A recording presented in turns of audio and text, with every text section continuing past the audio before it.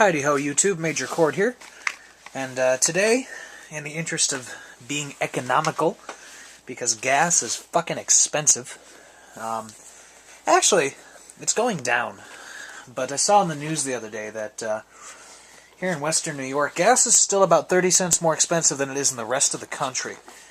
I filled up my car yesterday. My car, I think, is a 13-gallon tank. Cost me just, I think, a hair under $60. I think it was like $59. So we're paying $3.60 a gallon. The rest of you guys are paying about $3.40 or $3.30 a gallon. So yeah, gas is still expensive, but in the interest of being economical and saving money, I went out shopping with my mom, and while we were out, we stopped by almost like a Goodwill type place that opened up near us recently. And for something that I'm doing for Halloween, I am trying to find a pair of shoes. And while these aren't what I was specifically looking for, oh, that's not even in frame, I found myself a pair of loafers for $5. Now, I know what they say about wearing shoes that other people have worn, but if these do get put to use for that specific purpose that I think I bought them for, wow, that didn't actually make sense. Whatever. I won't have to wear these more than once. So $5 for a high quality pair of leather shoes, that ain't bad. And having working with shoes for a living, these shoes are actually in pretty good condition. The bottoms are worn, but that's really it. If I need to, these can be repaired pretty cheaply, but I probably won't worry about them. The insoles, I'll replace these with a pair of Dr. Scholl's, and I have the brown shoe polish that I need to make these look damn good again.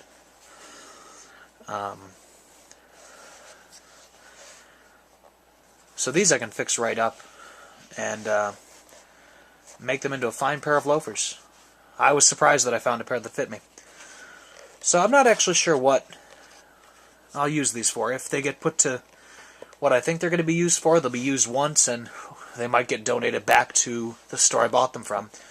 If not, if I, can stretch them out and they fit properly, I'm not actually against wearing shoes that have been lightly worn. I mean, these, again, from working with shoes all day, every day, for the past 2 years of my life, I can tell when shoes have been well worn, and these haven't been. They haven't developed the, a lot of times shoes will get pressure points, and these haven't. These have not developed that yet. So these shoes were probably worn very, very rarely, and then donated.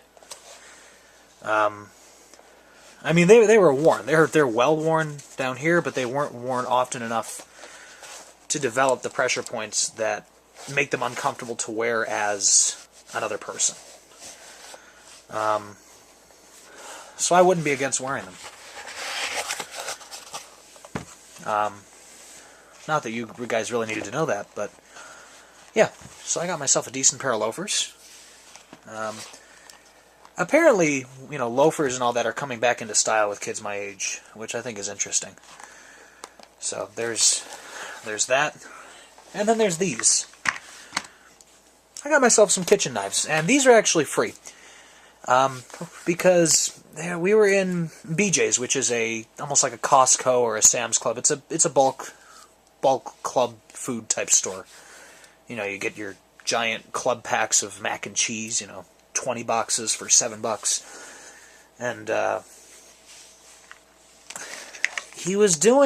there's this guy that was selling those, the kitchen knives that never dull, which I think is complete bullshit. I mean, I watched his demonstration, and I mean, we own one of those knives. My mom got it for Christmas a couple years ago, and while I'll admit it's never gone dull, it's because she's never used it. And his demonstration, it's the demonstration I've seen hundreds of times before on, infomercials and stuff. And I was sitting there watching it and thinking, well, yeah, your kitchen knife cuts through tomatoes beautifully. But so does my perfectly sharp pocket knife. You know? And, little bit of my philosophy there.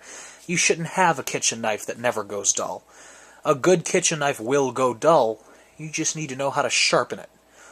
I don't need your fancy voodoo steel. I just need a knife that'll stay sharp long enough to get the job done. That's just my philosophy. But part of the hitch, to get you drawn into his demonstration, and, I mean, the guy, he knew his art form. He really could sell a product. He got a good 3/4 of each crowd to buy the crap that he was selling. I think he was selling like 6 knives and one of those, slap chopper things that Vince the ShamWow douchebag sells. Oh yeah, guys, buy the slap chop. It chops all your onions and all your cucumbers and all that. You make a salad out of it. That was a really poor imitation, but all that, it was a weird bunch of crap he was selling for like $40. But for just sitting and watching the demonstration, he got one of these paring knives, and I went twice.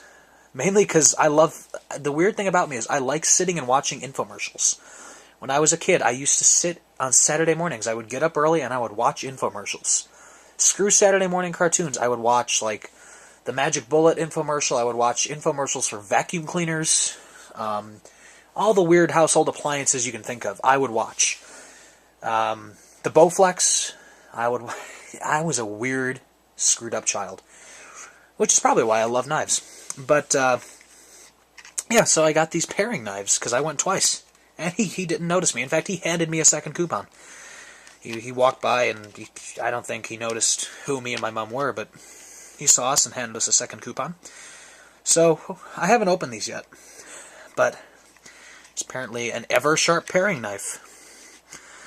$5 value. Let's see.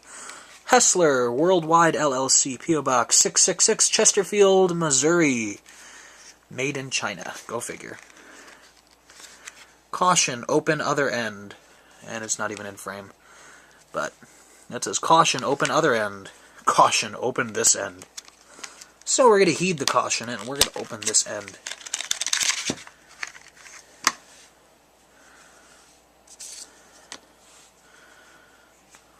Huh.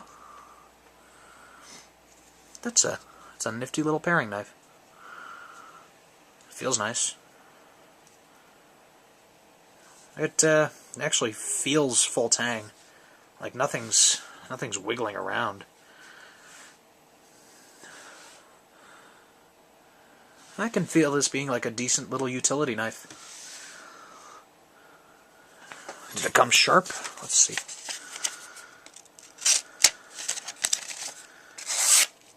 Yeah. Came sharp out of the box. Let's try the other one. Caution, open this end. So we're going to heed your caution. We're going to open it at this end. We're going to cut your paper.